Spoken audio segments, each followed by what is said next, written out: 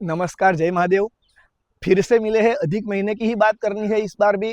तो अधिक महीने की इस बात में ये जानेंगे कि अधिक महीने के 3 नाम है। इसको मलमास भी बोलते हैं, अधिक मास भी बोलते हैं और अधिक पुरुषोत्तम मास भी बोलते हैं, यानी कि इसको पुरुषोत्तम मास भी बोला जाता है।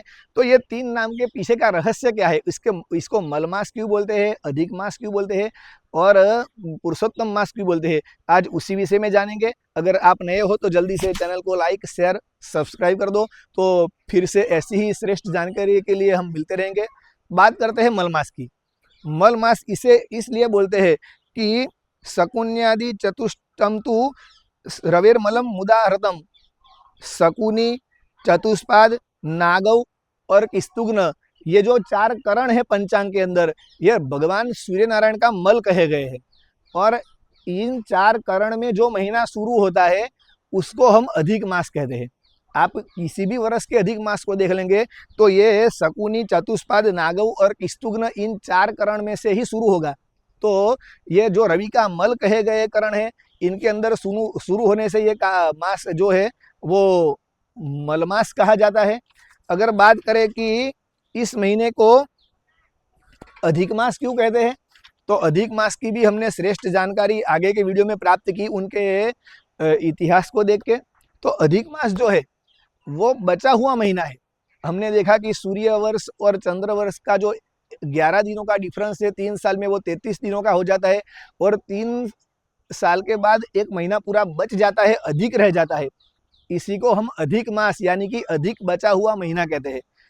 असंक्रांतिर मासो अधिमास, जिस महीने में कोई संक्रांति नहीं रहेगी उसको अधिक मास कहा जाएगा।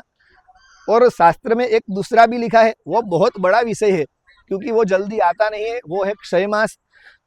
द्विसंक्रांतिर मास क्षय मास।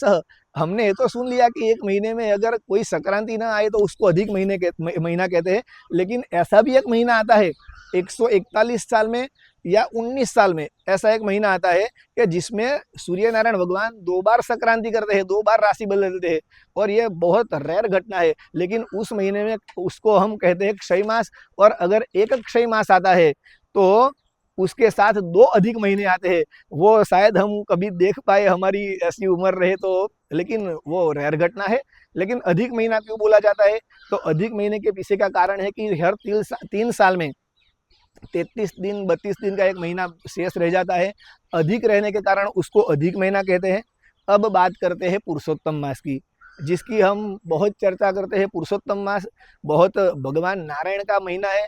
और वो नारायण का महीना क्यों है, तो अधिक पुरुषोत्तम महीने की हम जो कथा पढ़े तो उसमें हमने देखा होगा या जाना होगा, सुना होगा कि जो एक महीना शेष रह गया वो दुखी हो गया क्योंकि उसके अंदर कोई सत्कर्म नहीं होते थे, कोई मांगलिक कर्म नहीं होते थे, कोई नई शुरुआत नहीं होती थी, सब उसका त्याग करते थे।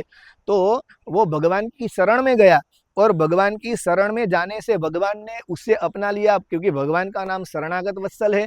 तो भगवान ने उस महीने को अपना लिया। और अधिक महीने की कथा के अंदर ही भगवान ने कहा है कि अहम एतेर यथा लोके प्रथित पुरुषोत्तम अस्मै समर्पिता सर्वे ये गुणा मयि संस्थिता पुरुषोत्तमेति तन्नाम प्रथितम लोक वेदयो हो। भगवान ऐसा बोले, भगवान ने श्रीमद् भगवद गीता में कहा है कि अतोस्मि लोके वेदे च प्रथित पुरुषोत्तम, मैं इस लोकों में और वेदों में पुरुषोत्तम नाम से प्रसिद्ध हूँ। ये तो भगवान का नाम हो गया।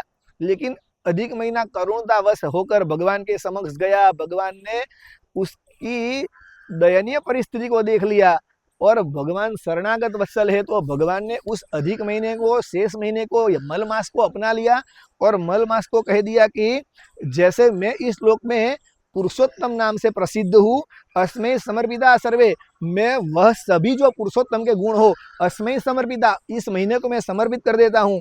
और मेरे अंदर जो भी पुरुषोत्तम के उत्तम गुण है वो सब मैं इस महीने को दे देता हूँ। और आज से यह महीना मेरे नाम से ही जाना जाएगा, यानी कि इस महीने का नाम आज से पुरुषोत्तम मास कहा जाएगा।